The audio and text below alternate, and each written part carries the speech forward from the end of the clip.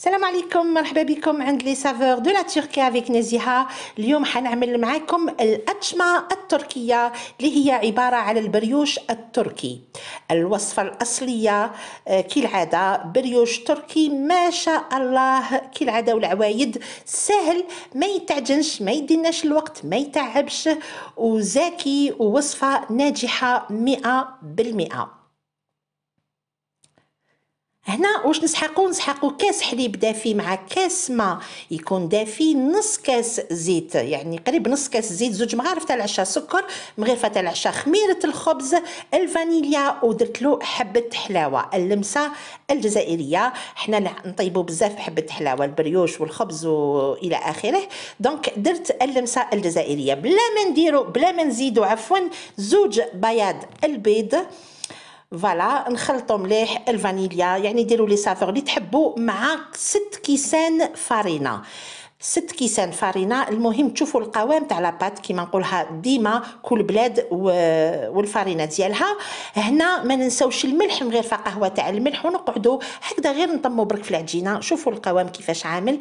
فوالا نحط لها شويه خميره، شويه فارينه عفوا، ونخليها تخمر حتى وين يتضاعف الحجم ديالها. هنا نحبط لها الخميره، ندير شويه زيت في الطابله ولا في لو بلان دو طرافاي، ونقعد نمشي في هذيك العجينه تاعي. ما شاء الله تكون عجينه طريه تمشي وحدها. فوالا نديرو حنا غير شويه تاع الزيت باش تمشينا، باش ما تلصقش. فوالا نمشيها بيان. تحبوا ديروا بشور الليمون، تحبوا بشور البرتقال، نتوما واش تحبوا كم نكهه كم سافور.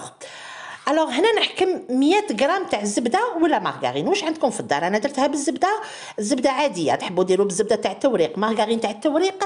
حكموا الزبده هكذا ومشيوها كامل في العجينه تاعنا.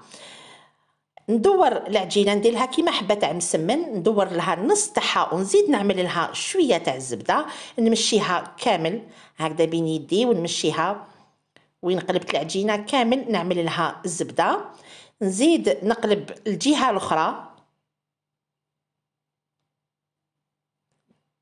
هنا رانا نديرو في الفيتاج، نديرو في التوريق ديالنا. فوالا راني نمشي تاني الزبده كامل في العجينه اللي قلبتها، نزيد جهه واحده اخرى تاني ندير تاني الزبده. شوفوا العجينه كيش تمشي وحدها ما شاء الله. فوالا هنا ما عجناهاش، دونك لا بات دوكو الي با الاستيك، راهي هايله. نزيدو تاني تنقلبوا الجهه اللي ملهيه ونديروا لها الزبده. فوالا ونمشيوها. شوفوا غير بيدنا بك تمشي، تحبوا ديروا لها الحلال عود الرشته ما كاين حتى مشكل، يعني زيدوا تمشيوها، ولكن حنا ما لازمش نتحصلوا على عجينه بزاف حابطه. فوالا هكذا كيما راكم تشوفوا حوالي 1 سنتيمتر، نخليو لها ليبيسور تاعها، العلو تاعها. نحكموا تجري ورا ونقعدوا نديروا دي باندلات هكذايا، نقطعوهم، يعني لا لارجور تاعهم، لا لارجور تاعهم حوالي 1 سنتيمتر ودمي، سنتيمتر واحد ونص. هنا الجريوره تاعي شويه ماشي قطعه، دونك شويه بشويه صعوبه. الوغ باش ما نفسدش لاباط تاعي قاعده غير نساعد فيها غير بالعقل برك.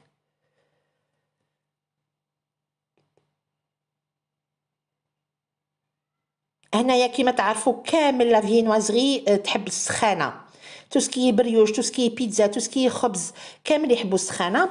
في الفور لازم يكون سخون بزاف. هنا نحكموا اون باندلات هكذا نجبدوها ونقعدوا نقلبوها على 2 خاطر تجينا بزاف طويله، نقلبوها على 2 ونقعد ندور فيها. تحبوا ديروا هاد لو موديل، تحبوا ديروا ضفيره، يعني نتوما واش تحبوا ما كاين حتى مشكل، الشكل يولي ليكم. فوالا ويجينا هذاك لو بليسي. من بعد درت لهم صفر البيض، درت له شويه فانيليا، صفر البيض، ومشيتهم كامل. الفوغ تاعي على درجه 250، حطيت الفوغ تاعي، جي بريشوفي لو فوغ ا 250 دوغري، 250 درجه، حتى وين يسخن مليح. هذاك هو البريوش تاعي، نخليه يخمر حوالي 15 دقيقه اي ونحطو يطيب داخل الكوشه المده راكو على بالكم حتى وين يحمر، حتى وين يحمر يجي دوغي اللون الذهبي نخرجوه من الفوغ. لازم راكو تعرفوا البريوش بالخف يطيب، ما يديناش وقت كبير في الطياب. وهاي ليك النتيجه. هنا راهو مازالو سخون، شوفوا كيش راهو فيتي بنين بنين بنين مقطن ساهل، ما يتعجن، ما ديروا في البيتخا ما والو، جربوه. كاين هنا الحلاوه اللي فيه جيست كيفو، ماشي حلو بزاف وماشي صامت. كاين يديروا له الشوكولا، كاين يزيدوا له في المعجون، كل واحد باش يحب ياكله. هنا ما بقى لي غير نقول لكم الشهيه طيبه، جربوا هذه الوصفه. مع السلامه، في امان الله. الله ما نطول نقول سلام.